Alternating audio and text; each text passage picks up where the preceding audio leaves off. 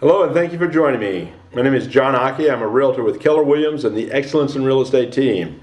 This is part 5 of a multi-part video report on negotiations for both buyers and sellers and how different tactics and techniques that can be used to either get you the most house for your money or sell your house for the highest dollar possible. And this next several reports we're going to talk about the 5 keys to real estate negotiation tactics and how to anticipate that they will be used against you and how to use them. All right, and I just realized that negotiations is it's an art form. It's something that it's a skill set that's learned, and true negotiators, they're not about getting hot-headed. They're not about getting in people's faces. They're not about throwing accusations out at one another. Once in a while it gets a little out of hand, I suppose. But as a professional, as one real estate agent, working with another real estate agent, it's all about getting the deal done. It's all about closing the deal, making the buyer happy, the seller happy, and both agents walking away with a commission check that was rightfully earned by them. Okay, and the key to negotiations is really being prepared with as much factual information as you possibly can obtain through your own due diligence, and that's through reports, that's through asking questions of the seller, finding out their motivation, finding out their timeline and such. And what we're talking about now is the techniques that can be used by either party and how to anticipate them and how to shut them down. The first one that we're going to cover in this specific report is the nonstop negotiator. This is the nibbler, the guy that's, you give him an inch and he wants a mile. Okay, they're always looking for something else. They're always looking here. They're always looking here, and they figure that once they have an agreement on paper, everybody's signed, escrow's open, then that's the worst deal that they could possibly get. Anything else is gravy on top of that.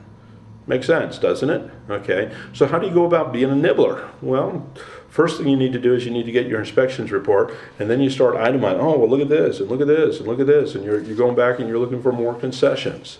Maybe a great tactic of the nibbler is, oh, I just wanted to come by and measure and see where I'm going to put my furniture, see if I can measure for drapes or for carpet. I need to order this, and I want to look at it one more time so that we can figure out. That's a big red flag for a seller. Okay, the seller should not allow the buyer to come back through except for the inspections, the due diligence, the inspections that are supposed to be made. That's when they should be accessible and they should have the opportunity to go in and take a look. No other time. Okay, now remember, as the buyer, you have the seller over the barrel until the transaction closes.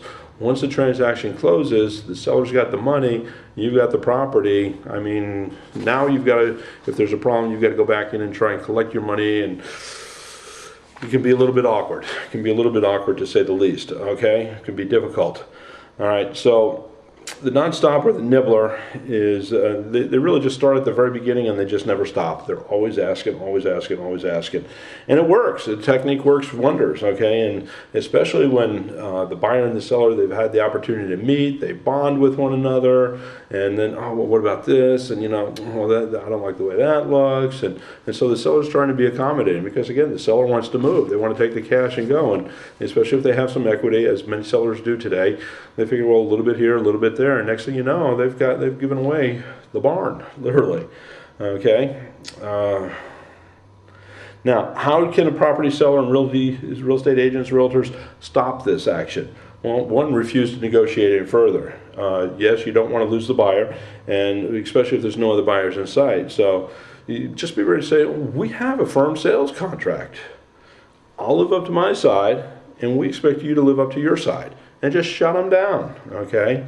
Don't allow the property owner or the property buyer to come back and re-inspect when they want to measure for carpet and such as that. They should not have that opportunity, okay? But that allows the buyer the maximum leverage over the seller, as we talked about.